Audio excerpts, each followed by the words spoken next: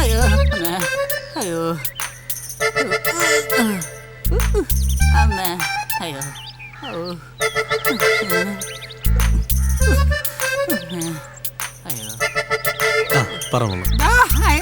എന്തോ ആ ഫോണിക്കുള്ള പാല് കുടിക്കലൊന്നും നിർത്തടാ. അമ്മേ അയ്യോ എന്താ ഒരാവേശത്തിന്റെ പുറത്ത് പറഞ്ഞതാളിയാ ഇടയ്ക്ക് കയറി വരണ്ടാന്ന്. നീ അത് സീരിയസ് ആയിട്ട് എടുത്തല്ലേ? ഓ നീയല്ലേ പറഞ്ഞ ബോംബെയിലെ വലിയ ആളാന്ന്. ഞാൻ ആളാണെന്നൊന്നും ഞാൻ പറഞ്ഞില്ല. ബോംബെയിലെ വലിയൊരു ആളാണെന്ന് ആഗ്രഹം ഉണ്ടെന്നേ പറഞ്ഞു. അമ്മേ സാധി എടാ ദ്രോഹി. അല്ലടാ, എനിക്കിപ്പോഴും മനസ്സിലാത്തൊരു കാര്യം ഇതാ. ആദ്യമായിട്ടാ ഒരാളെ തല്ലിയിട്ട് വിസിറ്റിംഗ് കാർഡ് നോക്കി പോകുന്നു.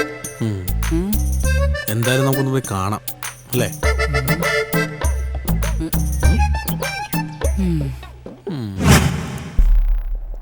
എന്താ നിങ്ങളുടെ തീരുമാനം?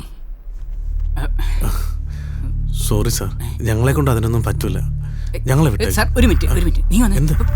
എന്താടാ നമ്മളെല്ലാം തീരുമാനിച്ചല്ലോ. ഒരു കാര്യം മാറ്റം. നീ ഇവിടെ വന്നേ. നീ ഇത് എന്ത് പരിപാടിയായി കാണിക്കുന്നേ?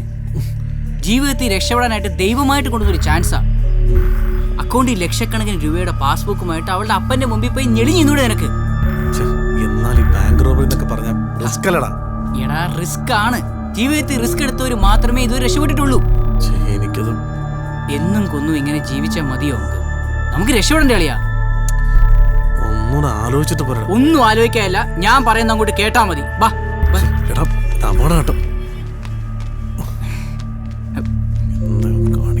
സാർ എന്ത് തീരുമാനിച്ചു? ഞങ്ങൾ റെഡിയാണ് സാർ. ഗുഡ്.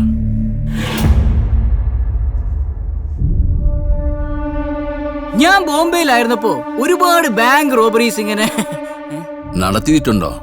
ഇല്ല, ബാങ്ക് റോബറിയുടെ സിനിമയുടെ CD കണ്ടിട്ടുണ്ടെന്ന് പറയായിരുന്നു. ഈ ബാങ്ക് റോബറി എന്ന് പറഞ്ഞാൽ വെറും പിള്ളേറുകളെയല്ല. It's a highly risky factor. മുന്നോട്ട് വെക്കുന്ന ചുവടുകളിൽ ഒന്ന് പിഴച്ചാൽ എല്ലാം തകിടം മറിയും. Everyone should be very careful. Okay? ഇയാൾ എന്താണ് ഇംഗ്ലീഷ് പറഞ്ഞ് പേടിപ്പിക്കുന്നത്? മിണ്ടാതിരിടാ മണ്ട. Thumba, you have any doubt? Yes sir. What? No sir. No. Anyway, ഈ ഓപ്പറേഷൻ വിജയിച്ചാൽ നമ്മളുടെ കൈകളിൽ എത്താൻ പോകുന്നത് കോടികളാണ്. കോടികൾ. അല്ല ബൈ, എക് ചോട്ടാ സ ഡൗട്ട്. ഇങ്ങനെ നമുക്ക് കിട്ടുന്ന കോടികളില്ലേ, നമ്മൾ ഏത് ബാങ്കിൽ കൊണ്ട് ഡിപ്പോസിറ്റ്? അതെ, നിന്റെ അമ്മൂമ്മയുടെ ഭൂപണയ ബാങ്കിൽ കൊണ്ടുപോയി. ഇല്ല സാറേ, അങ്ങനെ ഒരു ബാങ്ക് ഉണ്ട്. അങ്ങനെ ഒരു ബാങ്ക് ഉണ്ട്, ഭൂപണയ ബാങ്ക്. ഭൂപണയ ബാങ്ക് ഇല്ലേ? അങ്ങനെ ഒരു ബാങ്ക് ഉണ്ട്. ഓക്കെ. പണത്തിന് മീതെ ഒരു ഫുൾ പവർ ഉണ്ട്. അംബാനി മുതൽ ബിൽഗേറ്റ്സ് വരെ പണം മതിയായി എന്ന് ഇതുവരെ പറഞ്ഞിട്ടില്ല. പണം വരുമ്പോ മനസ്സ് മാറിയേക്കാം, പക്ഷേ നമ്മുടെ മനസ്സ് മാറരുത്. ഞങ്ങളുടെ മനസ്സ് മാറില്ല പോയി, പക്ഷെ ഈ രണ്ട് തെണ്ടികളുടെ മാറായിരുന്നാ മതി. പണം കണ്ട മനസ്സ് മാറുന്നവരല്ല ഞങ്ങള്. കൂടുതൽ അനക്കല്ലേ? നീ ഇനിയുള്ള ദിവസങ്ങൾ വളരെ വിലപ്പെട്ടതാണ്. ഓരോരുത്തരെയും ഞാൻ ഏൽപ്പിച്ചിരിക്കുന്ന ജോലി വളരെ ശ്രദ്ധയോടെ ചെയ്യണം. ടൈമിംഗ് തെറ്റിയാൽ നമ്മുടെ ഓപ്പറേഷൻ പൊളിയും. നാളെ മുതൽ ബാങ്ക് നിങ്ങളുടെ നിരീക്ഷണത്തിൽ ഉണ്ടാവണം. വെറുതെ പെണ്ണുങ്ങളെ കൊണ്ട് നിന്ന് വരുന്നോ? ഇവനൊക്കെ എവിടെ നിന്ന് വന്നു? What can I do for you, sir? Please take your seat. ഇരിക്കൂ സർ. അത് പിന്നെ ഇടുന്നതിന് ഇൻട്രസ്റ്റ് എങ്ങനെ? What? I mean ഡെപ്പോസിറ്റ് ഇടുന്നതിന്റെ ഇൻട്രസ്റ്റ് ആണ് ചോദിച്ചത്. Sir, do you have any account with this bank? No. No? No. Yes. Sir, എത്ര amount deposit ചെയ്യാനാണ് ഉദ്ദേശിക്കുന്നത്? 2 കോടി. Excuse me, sir. 1 minute, please. വെറുതെ വായം പൊളിച്ചിരിക്കാതെ പോയി വാച്ച് ചെയ്യണം മരപ്പട്ടി. പോയി വാച്ച് ചെയ്യാൻ. ഓ അതെ, ആ പെണ്ണ ചോര മുഴുവൻ ഊറ്റി കുടിക്കല്ലേ?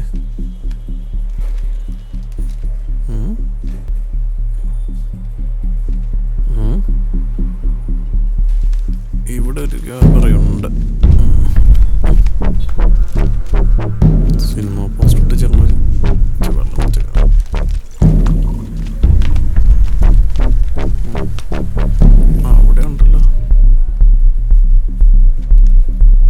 കുട്ടിയുടെ പേര് ഹേമ. ഏ ഇഷ്ടപ്പെട്ടില്ല. ഇവിടെ മൊത്തം പീസുകളാ. എന്റെ സ്റ്റോർ പണിയിട്ട് ഇവിടെ തന്നെ ഇട്ടേക്കാം. ശരി. Please take your seat sir. ആ ഓ താങ്ക് യു.